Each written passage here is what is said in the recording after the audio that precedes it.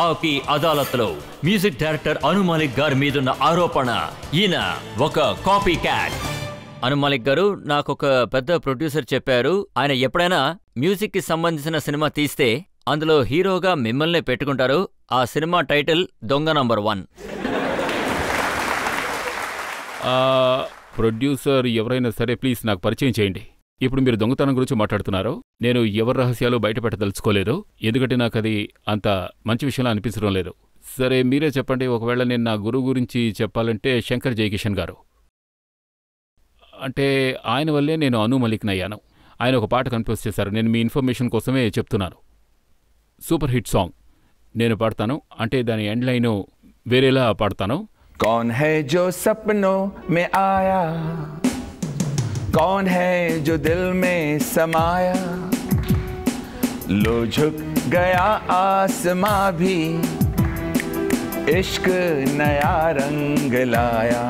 ఆ తర్వాత ఇప్పుడు వచ్చే లైన్ చూస్తే ఓ ప్రియా ఈ లైన్ వస్తుంది. యాక్చువల్ లైన్ ఏమిటంటే మార్గరీటా. ఇది ఎల్విస్ ప్రెస్లీ పాట. ఎల్విస్ ప్రెస్లీ పాడారు. ఇట్ డజంట్ మీన్ ఆయన దొంగని. ఆయన ఒక మంచి లైన్ ని పట్టుకున్నారు, అడాప్ట్ చేసుకున్నారు, తర్వాత డెవలప్ చేశారు. ఆయన ఒక సొంత పాటని చేశారు. And this is the better song. ఇక మా గురువు గారైన ఆర్ డి బర్మన్ గారు, who was the king of music, ఆయన ఒక పాట కంపోజ్ చేశారు. చురా లియా హై తుమ్నే జో దిల్ కో, నజర్ నహీ చురానా సనమ్, బదల్ కే మేరీ తుమ్ జిందగానీ, కहीं बदलना जाना सनम. ఆ పాటకి సోర్స్ ఏమిటి? The source was If it's Tuesday, this must be Belgium. Now, my question is, నా వెనకాలే మీడియా పడుతూ ఉంటుంది. నన్ను ఒక కాపీ క్యాట్ అని, నేను దొంగ నెంబర్ 1 అని అంటూ ఉంటారు. ఇప్పుడు చెప్పండి, వాళ్ళంత మంచి పాటను దొంగలించే లేక అడాప్ట్ చేసుకుని వాళ్ళ సొంత పాటల కంపోజ్ చేశారు. R D Burman is a genius and R D Burman did that. Shankar Jaikishan did that. ఒకవేళ అను మలిక్ కూడా అలా అడాప్ట్ చేసుకుని ఉంటే అందులో ప్రాబ్లం ఏముంది? మీరే చెప్పండి. ఇంకొక డైరెక్టర్ గారు కూడా ఉన్నారు. సార్ ఒక నిమిషం, నేను మంచి మూడ్ లో ఉన్నాను, మీకు ఒక విషయం చెప్పాలి.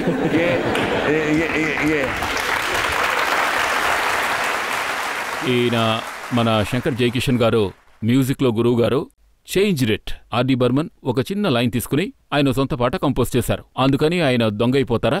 Impossible, because he adapted 7 note and made it. ప్రజలందరికీ బాగా నచ్చింది. అలాగే ఈ మధ్య రీసెంట్గా ఒక సినిమా వచ్చింది. ఆ సినిమా మ్యూజిక్ డైరెక్టర్ పేరు నేను చెప్పదలుచుకోలేదు, వాట్ ఎవర్. బట్ ఒక journalist he caught my attention.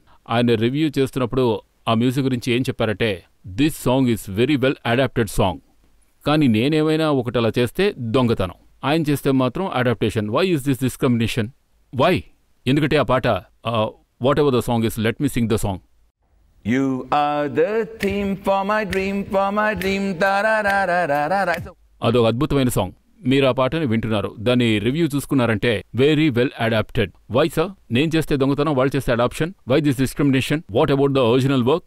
Aux చూడండి, ఫిలాల్ చూడండి, ఫిజా చూడండి, అశోక చూడండి, బార్డర్ చూడండి, ఆ తర్వాత రెఫ్యూజీ చూడండి, ఆ తర్వాత ఎల్జీ కార్గిల్ చూడండి. ఈ ఫిలిమ్స్ ఏవి మీకు గుర్తులేవా? కానీ అను మలిక్ని చూడగానే దొంగతనం చేశారు అంటున్నారు. కమాన్ మ్యాన్, నేను ఒక అచీవర్ని, చప్పట్లు కొట్టండి.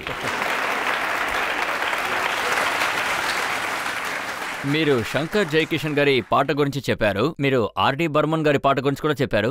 ఇప్పుడు నేను మీకు మీ పాట గురించి చెప్తాను. ఇప్పుడు నా పాటలు కూడా వస్తున్నాయి, అందరూ నేనేమి పాటలు చేశానో వినండి.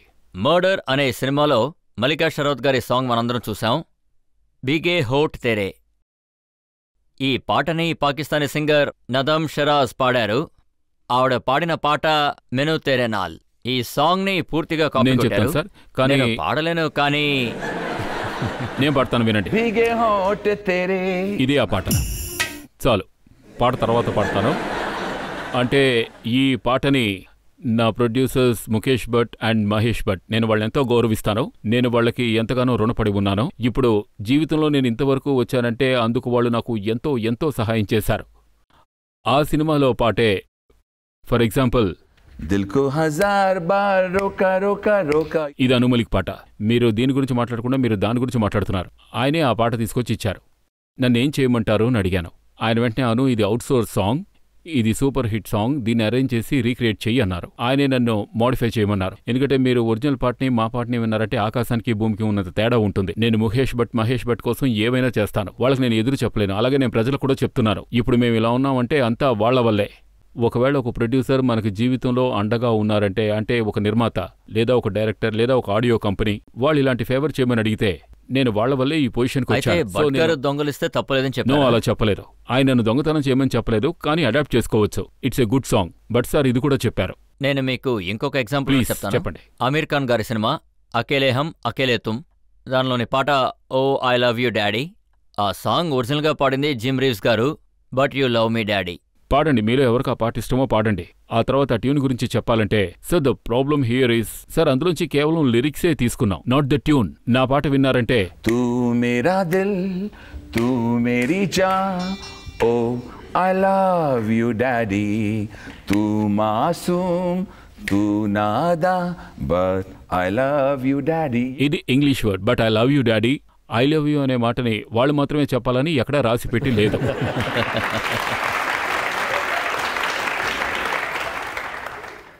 ఈ లిస్టు చాలా పెద్దది అనుమలిక్ గారు. ఖాలిద్ మొహమ్మద్ సినిమా ఫిజా ఆజా మాహియా, అది చాలా పెద్ద సూపర్ హిట్ సాంగ్, చాలామంది ఇష్టపడ్డారు. కానీ బ్రిటన్లో ఉన్న బలజక్ బాల్ ఆయన ఏమన్నారంటే ఈ కంపోజిషన్ ఆయనదన్నారు. అలాగే మంజూర్ పాట ఆజా సోనియా దాని కార్బన్ కాపీ అని కూడా చెప్పారు. బలి గారికి నా నమస్కారం. ఇక షాజియాజీ గారు కూడా చాలా గొప్ప కళాకారులు. కానీ ఇప్పుడు నేను చెప్పేది ఏమిటంటే దాని పక్కనే నా పాటను కూడా పెట్టండి, అప్పుడు వాళ్ళు చెప్పింది తప్పని మీకే తెలుస్తుంది. ఆజా మాహియా ఆజా సోనియే, కొన్ని వేల సార్లు ప్రజలు ఆ పాట పాడారు, కొన్ని వేల సార్లు సోనియా అని చెప్పారు. ఒకవేళ నేను చెప్తే అందులో తప్పేముంది? తర్వాత నా పాట ఎలా స్టార్ట్ అవుతుంది?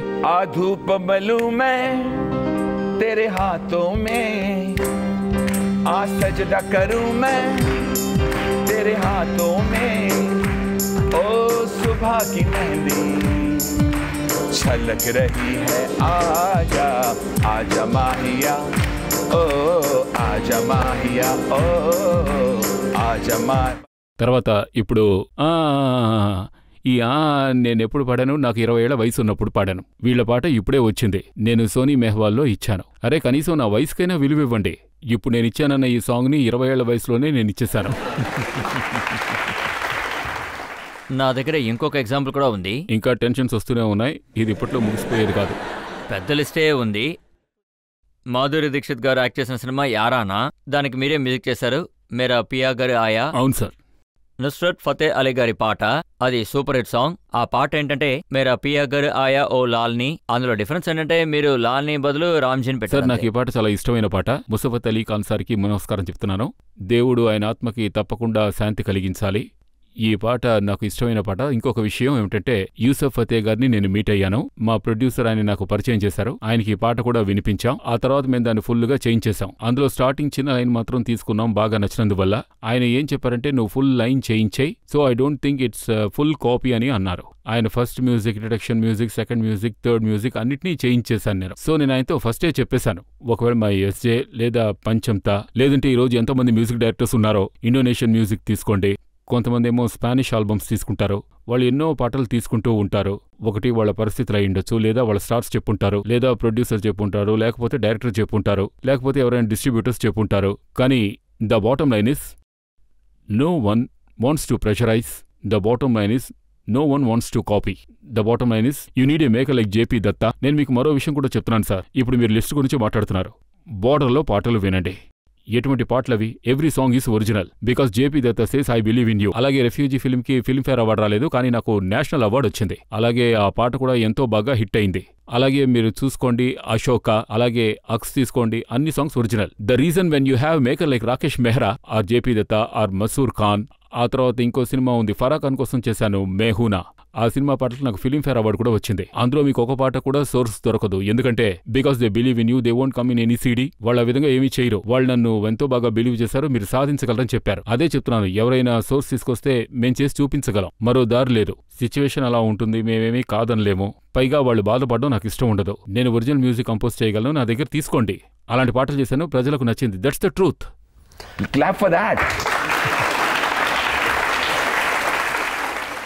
మీ పాట విన్న తర్వాత నాకు చాలా నమ్మకం వచ్చింది. అదేంటంటే మీరు చాలా ఒరిజినల్ పాటలు కూడా కంపోజ్ చేశారు. కానీ విషయం ఏంటంటే మీరు అడాప్ట్ చేసిన పాటల గురించే చాలా ఆరోపణలు వస్తూ ఉన్నాయి, దాని గురించే మాట్లాడుతున్నాను. Your right. 10,000 పాటల్లో ఒకవేళ నేను 5 పాటలు అడాప్ట్ చేసుకుంటే వాటి గురించి ఎక్కువగా మాట్లాడుతున్నారు. అలాగే నేను 9000 సాంగ్స్ ఒరిజినల్ సాంగ్స్ చేశాను, వాటి గురించి ఎవరు ఏమీ మాట్లాడడం లేదు. ఇది నా కర్మ అనుకుంటున్నాను. ప్రజలు క్లాప్ చేసిన తర్వాత నేను ఖచ్చితంగా మీ పాయింట్ని నేను యాక్సెప్ట్ చేయక తప్పదు. మీరు తప్పకుండా ఒక copy. Thank you sir, thank you very much. ఈ మాట వినాలని ఎంతో ఆతృతగా ఉన్నాను. ఎవరి పేరు హెడ్లైన్స్లో ఇంతలా రాదు, కానీ మిమ్మల్ని మాత్రమే మీడియాలో టార్గెట్ చేస్తున్నారు. అంటే మీరు మ్యూజిక్ దొంగిలిస్తున్నారని. ఎందుకు మీకు మాత్రం ఇలా జరుగుతుంది? మీడియా ఎందుకు మీ వెంట పడుతుంది? ఇప్పుడు నేను ఆప్కి అదాలత్లో రజిత్ గారికి ధన్యవాదాలు చెప్తున్నాను. వాళ్ళు ఎందుకు ఇలా చేస్తున్నారో క్లియర్ చేయడం కోసమే నేను ఇక్కడికి వచ్చాను. అంతేకాదు ఆప్కి అదాలత్ ప్రోగ్రాంకి రావడం నాకు ఎంతో సంతోషంగా ఉంది. ఎందుకంటే వారే చెప్పారు ఈ నేరారోపణలు కరెక్ట్ కాదు అని. సో ఈ నేరారోపణలు ఇంతటితో తొలగిపోయాయి. You are not a copy cat, you are a original composer. నాకు మంచి రిజల్ట్ వచ్చింది. ఈయన ఎంతో స్ట్రిక్ట్ అయిన వ్యక్తి. ఆయనే చెప్పేశారంటే మీరు కూడా చెప్పొచ్చు.